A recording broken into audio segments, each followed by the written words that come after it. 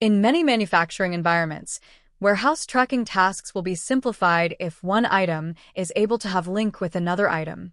Example, in the barcode printer fabrication factory, when the production wanted to build a barcode printer model TSC, the raw materials store will know the TSC barcode printer will be required Platten roller, thermal printhead, hexagon screw, printer casing, motor, etc.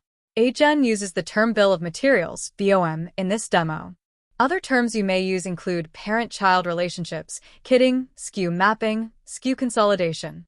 AGen in OutControl offers you this build of material item relationship function. You can anytime select the item, then click on the relationship button to view, add, or edit on the relationship. In the build of material function, you're required to assign a master for the relationship and then add in all the slave item link to this master.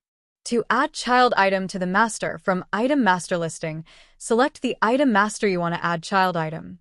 Click on button BOM. From the left-hand side view, select the child item to be added into master item. You can also delete the wrong or expired item code by selecting the item at right-hand side grid view and then click delete.